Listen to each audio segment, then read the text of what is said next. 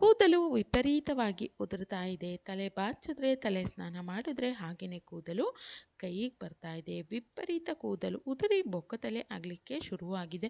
ಮತ್ತೆ ಅಲ್ಲಿ ಹೊಸ ಕೂದಲಿನ ಬೆಳವಣಿಗೆ ಆಗ್ತಾ ಇಲ್ಲ. ಕೂದಲಿನ ಬೆಳವಣಿಗೆ ಅನ್ನೋವಂಥದ್ದೇ ಆಗ್ತಾ ಇಲ್ಲ ಅಂದರೆ ಖಂಡಿತವಾಗ್ಲೂ ಇವತ್ತಿನ ಈ ಒಂದು ವಿಡಿಯೋ ನಿಮಗಾಗಿ. ಈ ಒಂದು ರೆಮಿಡಿನ ನೀವು ರೆಗ್ಯುಲರ್ ಆಗಿ ಮಾಡ್ತಾ ಬರೋದೇ ಆದರೆ ಕೂದಲಿನ ಬೆಳವಣಿಗೆ ತುಂಬಾ ಫಾಸ್ಟಾಗಿ ಆಗುತ್ತೆ. ಜೊತೆಗೆ ಉದುರೋದು ಕಡಿಮೆ ಆಗಿ ಬೆಳೆಯುವಂಥದ್ದು ಹೆಚ್ಚಾಗುತ್ತೆ.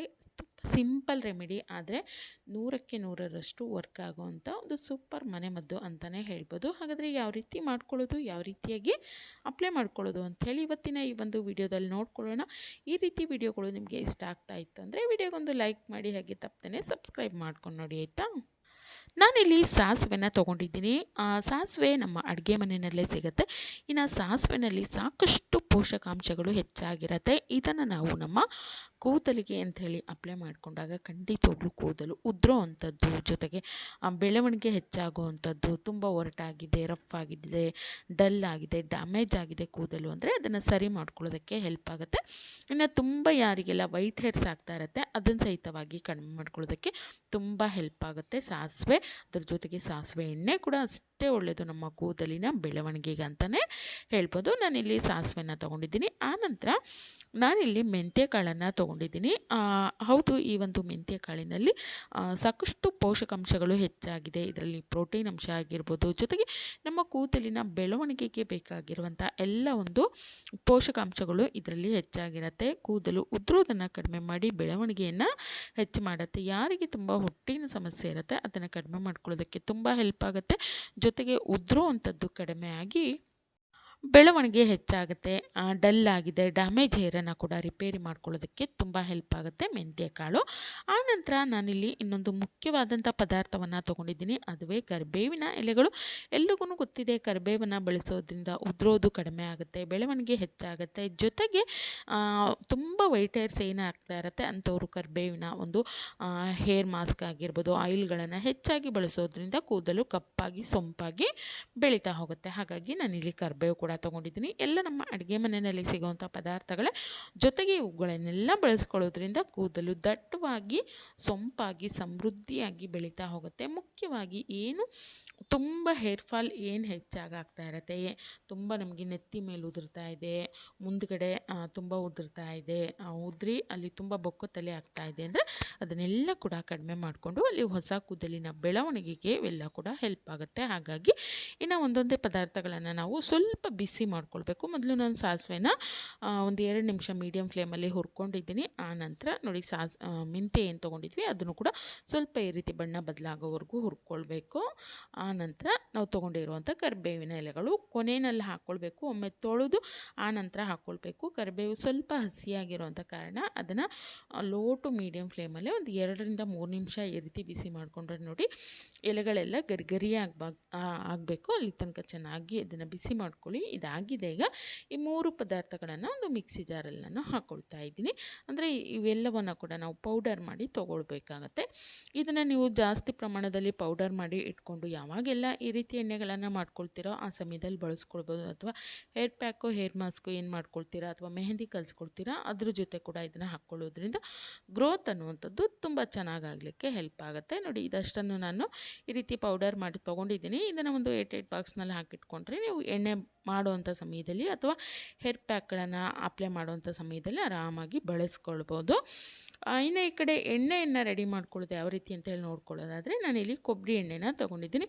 ಕೆಲವೊಬ್ಬರು ತಲೆಗೆ ಹರಳೆ ಎಣ್ಣೆ, ಎಳ್ಳೆಣ್ಣೆ, ಸಾಸಿವೆ ಎಣ್ಣೆ ಈ ರೀತಿ ಬಳಸ್ತಾ ಇರ್ತಾರೆ. ನೀವು ಅಪ್ಲೈ ಮಾಡುವಂಥ ಯಾವುದೇ ಎಣ್ಣೆಯನ್ನು ಇಲ್ಲಿ ಹಾಕ್ಕೊಳ್ಬೋದು. ನಾನು ಕೊಬ್ಬರಿ ಎಣ್ಣೆನ ಹಾಕ್ಕೊಂಡಿದ್ದೀನಿ.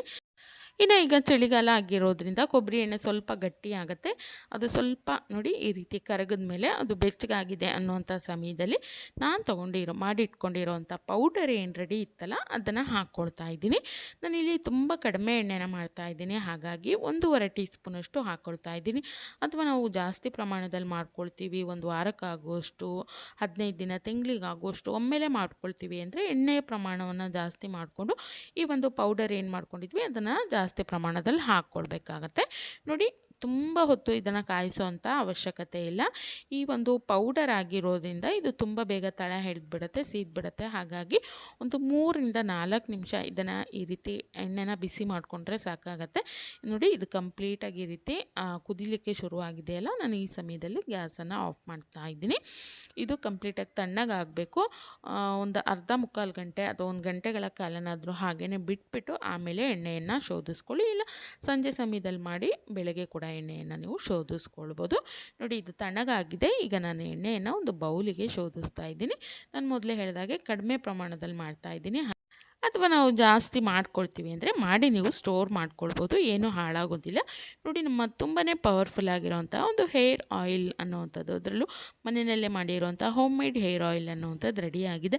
ಇದನ್ನು ನೀವು ಎಲ್ಲಿ ನಿಮಗೆ ತುಂಬ ಕೂದಲು ಉದುರ್ತಾ ಇದೆ, ಬೊಕ್ಕ ತಲೆ ಆಗ್ತಾ ಇದೆ, ತುಂಬ ವಿಪರೀತ ನಾವು ಏನೇ ಮಾಡಿದ್ರೂ ಕೂಡ ಯಾವುದೇ ಆಯಿಲು ಅಥವಾ ಶಾಂಪುಗಳು ಏನೇ ನಾವು ಚೇಂಜ್ ಮಾಡಿದ್ರೂ ಕೂಡ ನಮಗೆ ಹೇರ್ ಫಾಲ್ ಅನ್ನೋವಂಥದ್ದು ಕಡಿಮೆ ಆಗ್ತಾ ಇಲ್ಲ ಅಂದರೆ ಖಂಡಿತ ಇದನ್ನು ಬಳಸಿ ನೋಡಿ. ನಿಮಗೆ 3-4 ಬಾರಿಗೆ ಅಂದರೆ ಈ ಒಂದು ಎಣ್ಣೆಯನ್ನು ಒಂದು 3-4 ಬಾರಿ ರೆಗ್ಯುಲರ್ ಆಗಿ ಹಚ್ಚಿ ನೋಡಿ. ಆನಂತರ ಒಳ್ಳೆ ರಿಸಲ್ಟ್ ಅನ್ನೋವಂಥದ್ದು ಸಿಗುತ್ತೆ. ತುಂಬ ಬೇಗನೆ ಹೇರ್ ಫಾಲ್ ಅನ್ನೋವಂಥದ್ದು ಕಡಿಮೆ ಆಗುತ್ತೆ. ಜೊತೆಗೆ ಇದನ್ನು ನೀವು ರೆಗ್ಯುಲರಾಗಿ ಬಳಸ್ತಾ ಬರೋದೇ ಆದರೆ ನಿಮ್ಮ ಹೇರ್ ಗ್ರೋತ್ ಕೂಡ ತುಂಬ ಪವರ್ಫುಲ್ಲಾಗಿ ಗ್ರೋ ಆಗುತ್ತೆ.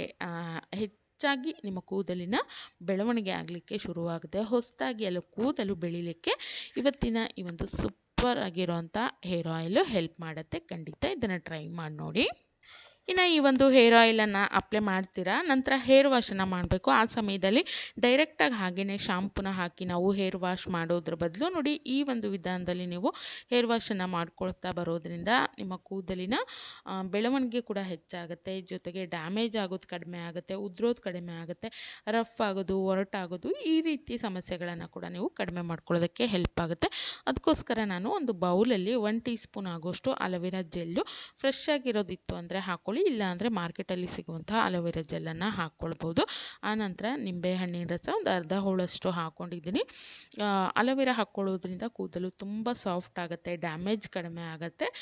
ಒರಟಾಗಿದೆ, ಡಲ್ಲಾಗಿದೆ, ನಿರ್ಜೀವ ಕೂದಲಿಗೂ ಕೂಡ ಜೀವ ತರಿಸುವಂಥ ಒಂದು ಪವರ್ಫುಲ್ ಒಂದು ಪದಾರ್ಥ ಅಂದರೆ ಅದು ಅಲೋವೆರಾ ಅಂತಲೇ ಹೇಳ್ಬೋದು. ಆನಂತರ ನಿಂಬೆಹಣ್ಣು ಹಾಕ್ಕೊಂಡಿದ್ದೀನಿ. ಯಾರಿಗೆ ತುಂಬ ಹೊಟ್ಟಾಗ್ತಾ ಇದೆ, ತುಂಬ ಕೂದಲು ಡಲ್ಲಾಗಿದೆ, ಡ್ಯಾಮೇಜ್ ಆಗ್ತಾ ಇದೆ ಅಂದರೆ ಅದನ್ನು ಕೂಡ ಸರಿ ಮಾಡ್ಕೊಳ್ಳೋದಕ್ಕೆ ಹೆಲ್ಪ್ ಮಾಡುತ್ತೆ.